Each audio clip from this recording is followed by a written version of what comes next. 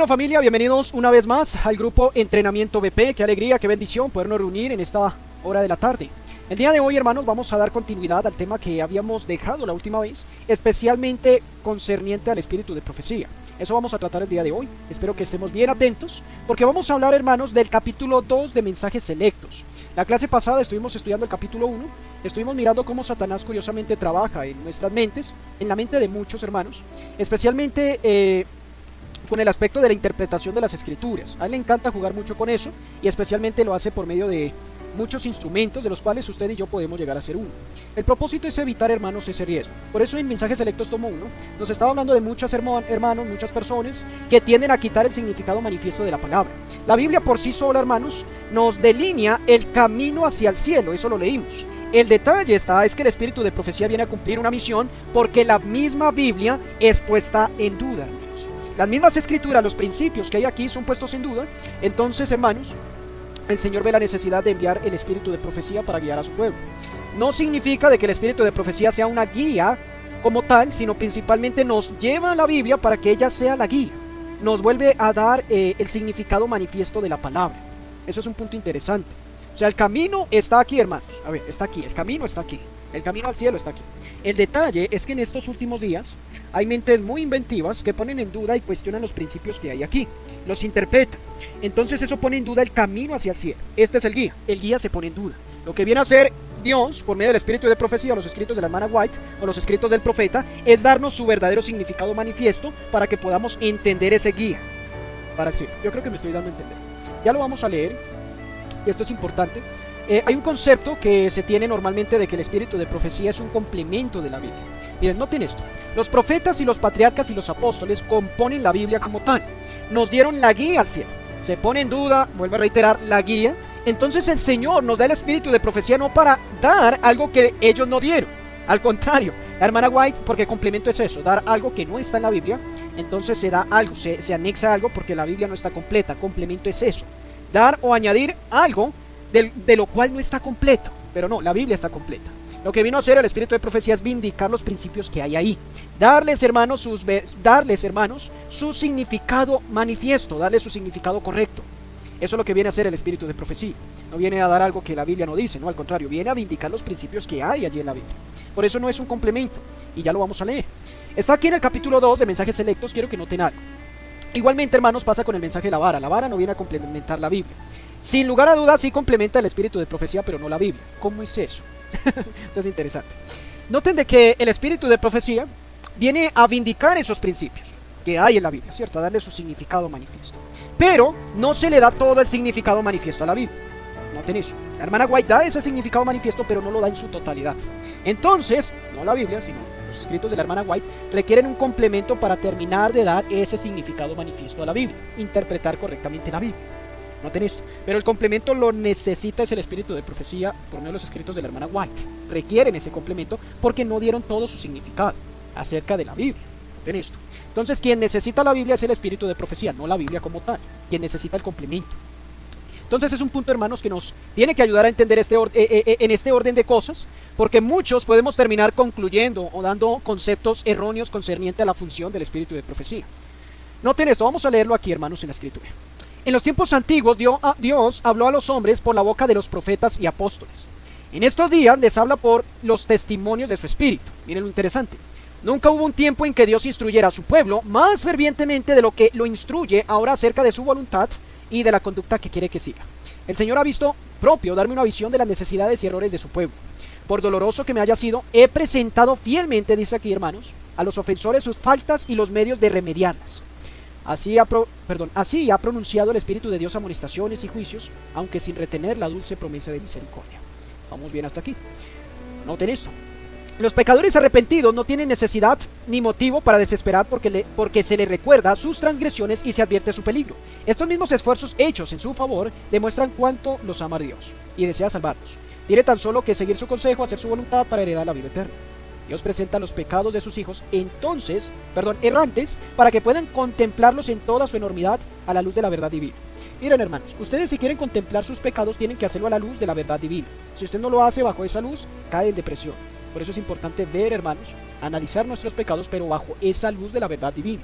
¿Qué sucede cuando usted no lo hace bajo esa luz de la verdad divina? Usted cae en depresión de una vez, porque usted se va a sentir, sí, es necesario sentirnos indignos, pero usted no va a ser lleno de las promesas ni de las verdades que en ella, en esta luz de la verdad divina hay. Por lo tanto, al usted estar de alguna u otra manera ajeno a eso, usted cae en depresión de una vez. Entonces es importante esto, por eso la hermana White dice, contemplen sus pecados. ¿Y cómo lo podemos contemplar? Pues a la luz de la verdad divina. No contemplen los pecados por sí solos. Entonces les incumbe el deber, cuando lo hacen así, como les acabo de decir, de la mejor forma, bajo esa luz, entonces les incumbe el deber de renunciar a ellos para siempre. Si el pueblo de Dios quiere reconocer su manera de tratar con él y aceptar sus enseñanzas, hallará una senda recta para sus pies y una luz que lo conducirá a través de las tinieblas del desaliento. ¿Entienden eso? Pero si usted, hermano y hermana, quiere contemplar sus pecados sin la luz de la verdad divina, usted cae en el desaliento de una vez.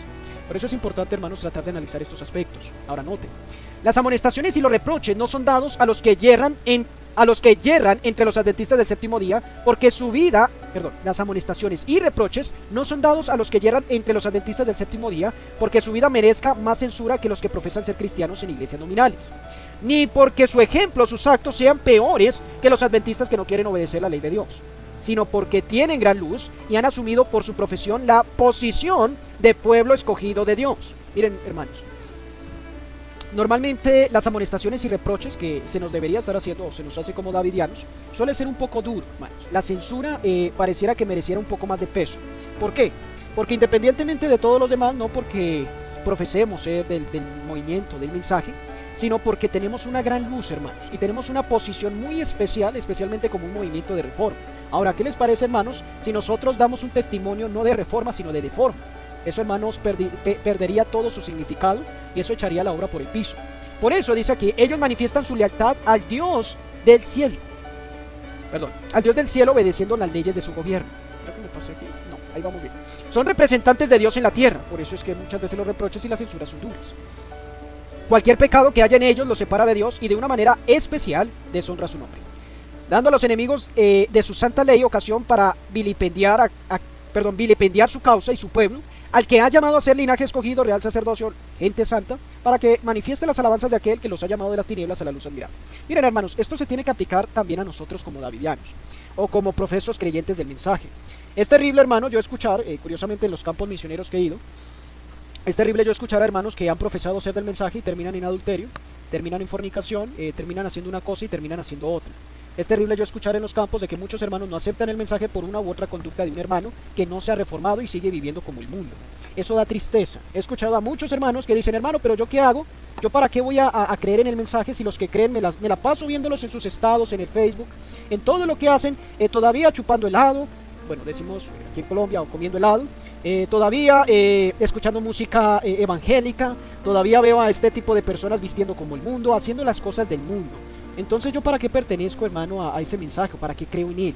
Miren, hermanos, esto es un reproche muy gigantesco, especialmente a quienes profesamos el mensaje, porque pareciera, hermanos, de que no hemos entendido el peso y la responsabilidad que tenemos.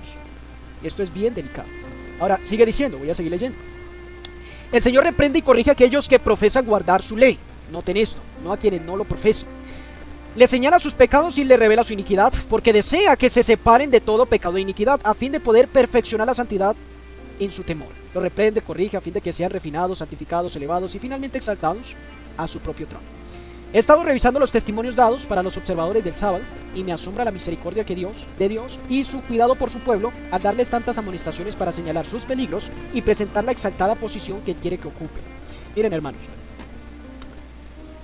quiero ser un poco realista. No tenemos ni la décima parte, ¿cómo puedo decir? Ni la décima altura de lo que ocupó el movimiento en sus primeros años. Y esto es interesante. Yo quiero hacer una pregunta, hermanos. ¿De qué dependía realmente de que el movimiento avanzara? ¿Dependían de que el profeta estuviera vivo o dependía de algo más? ¿De qué dependía, hermanos? A ver, vamos a participar. ¿Qué me dicen ustedes? ¿De qué dependía realmente de que el movimiento hubiese avanzado en su principio de una forma tan sorprendente? ¿De qué dependía, hermanos? Yo considero que dependía de una veracidad y un testimonio visible desde los campos, que no fuera desde lo que se vivía en la iglesia, sino fuera algo diferente, porque este mensaje es una separación de lo común a vivir lo que se está diciendo, la reforma. Así es, hermana. Pero hizo una pregunta en específico, ¿no, hermano? Sí. De que si consistente el profeta estuviera en Sí, ¿de qué dependía, hermano? ¿De qué dependía de que la obra avanzara? Bueno, de que el profeta estuviera vivo, no, porque todos los profetas han muerto. Sin embargo, la validez es del Espíritu Santo que trabajó a favor del mensaje, no del mensajero, ¿verdad? Porque en este caso es el mensaje el que vale, no el mensajero. El siervo no, es el mensaje, hermano. Inclusive ni al carácter del mensajero tenemos que irnos para decir si es verdad o no es verdad, porque realmente el mensaje es uno y el mensajero es otro. Mateo se valió del mensajero para mandar este mensaje. Espero no habernos hecho bolas, pero No, hermana, ya recuerden que entendimos. el carácter no era perfecto de los demás, como en el caso de los discípulos o de algunos profetas, o de para que el mensaje tuviera valor, ¿verdad? Entonces, es el mensaje el que tiene valor. Y realmente, como mencionó usted, que ya se me fue el punto, es el hecho de que no importa si el profeta estaba vivo o está muerto, pues el mensaje es el mismo, ¿verdad? Amén. Acá hay un punto interesante, hermanos. Quiero hacer una pregunta. ¿Qué opinan ustedes? Cuando hablamos del tercer Elías, ¿hablamos de un individuo o hablamos de un grupo de personas? ¿Ustedes qué me dicen? De un mensaje, hermano. Una cosa ni la otra, no, es el mensaje. Pero van a ser un grupo de personas que van a llevar este mensaje, sin importar las personas, pero sí el mensaje. Bien, vamos a ver. ¿Alguien quiere opinar más? De que cuando hablamos del tercer Elías, hermanos, ¿estamos hablando de un individuo o de un grupo de personas? ¿Quién quiere opinar? De un individuo que trajo un mensaje, pues. Bien, vamos a ver. Bien, hermana Auralia, ¿quién más quiere opinar? Cuando hablamos, hermanos, de el mensaje, o perdón, no del mensaje, sino del tercer Elías, ¿estamos hablando de un individuo o un grupo de personas? ¿Quién quiere opinar más?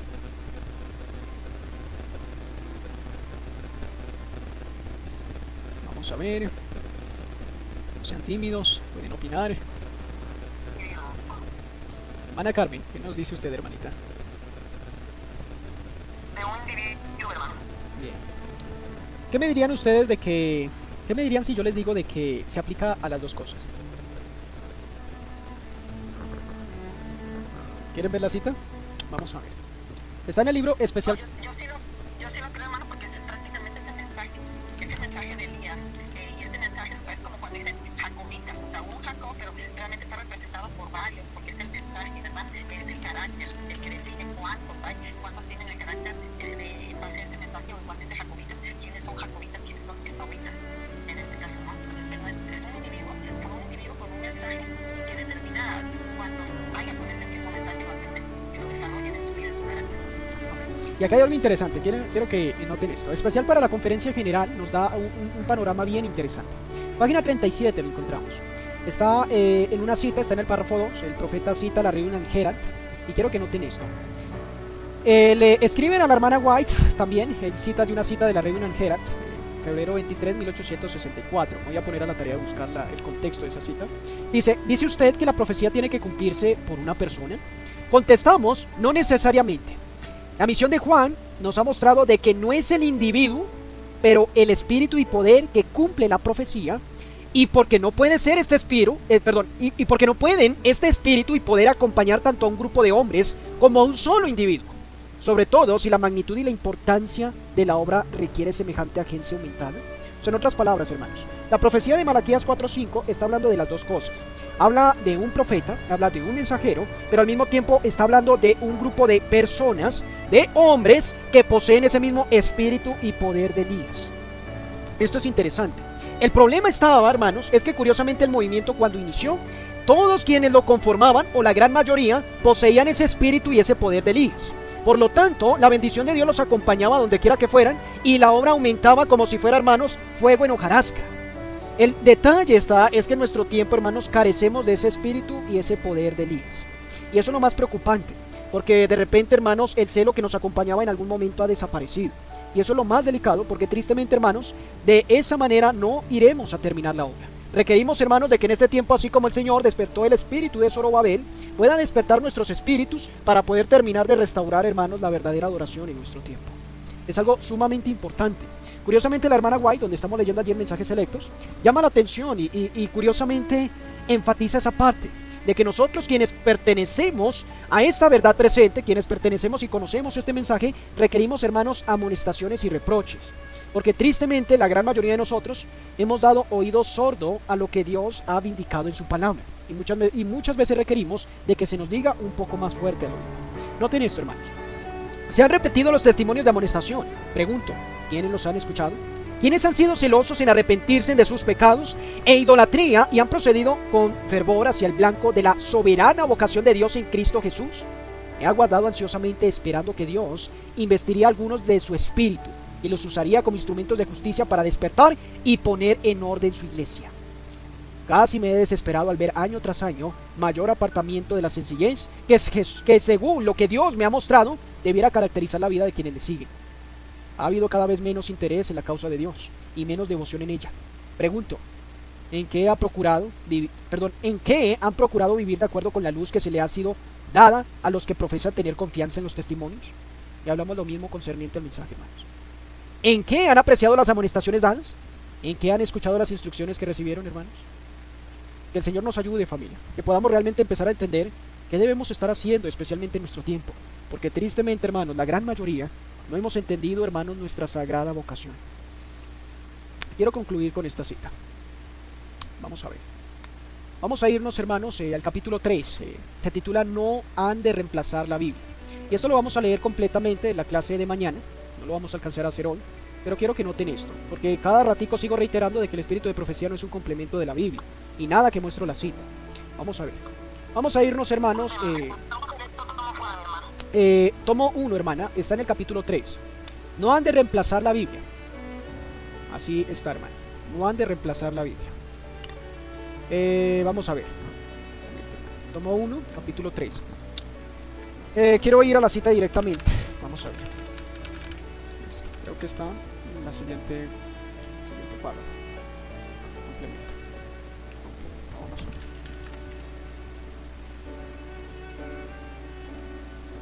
Voy a tener entonces, hermanos, que leer el párrafo primero. Vamos a ver si lo podemos entender. Bien, vamos a leer los dos primeros párrafos. El hermano J quiere confundir los ánimos tratando de hacer aparecer que la luz que Dios me ha dado por medio de los testimonios, dice una versión de Mensajes Selectos, es un complemento o es una adición a la palabra de Dios. Aquí la hermana White reprende al hermano J porque él se la pasaba diciendo en la iglesia, como muchos de nuestros hermanos, que el espíritu de profecía es un complemento, es una adición a la palabra de Dios. Adición y complemento es lo mismo, hermanos. Pero da así una falsa idea sobre el asunto. Dios ha visto propio atraer de este modo la atención de este pueblo en su palabra para darle una comprensión más clara de ella. Eso es lo que vino a hacer el espíritu de profecía. Darnos una comprensión más clara de lo que ella dice, porque se puso en duda la palabra de Dios. La palabra de Dios basta para iluminar la mente más oscurecida y puede ser entendida por los que tienen deseos de comprenderla. No obstante todo eso, algunos que profesan estudiar la palabra de Dios se encuentran en oposición directa a sus propias enseñanzas. Entonces, para dejar a hombres y mujeres sin excusa, ¿qué hace Dios? Pues envía los testimonios claros y señalados a fin de hacerlos volver ¿a dónde, hermanos? A la palabra que no han seguido, o sea, la misma Biblia. La palabra de Dios abunda en principios generales para la formación de hábitos correctos de vida, y los testimonios generales y personales han sido calculados para atraer su atención más especialmente a esos principios. ¿Dónde están esos principios? Pues en la Biblia, hermanos. Lo que viene a hacer el espíritu de profecía es dar mayor comprensión a estos principios que ya están en la Biblia. El profeta viene a cumplir esa misma función, curiosamente. Por eso, hermanos, no hay excusa. Nosotros podemos utilizar solo la Biblia para poder presentar la verdad. Eso es real. Eso es una realidad. Lo podemos hacer. Porque el espíritu de profecía, vuelvo a reiterar, no es una adición, no es un complemento. El espíritu de profecía viene a vindicar lo que ya la misma Biblia ha dicho.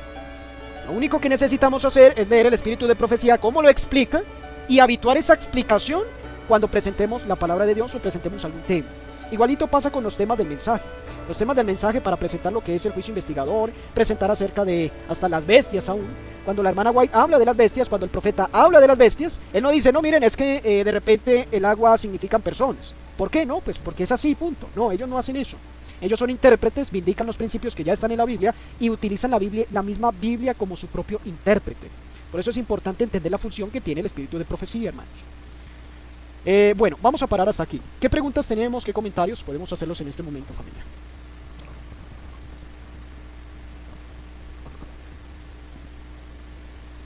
Veo que no hay comentarios, preguntas, aportes.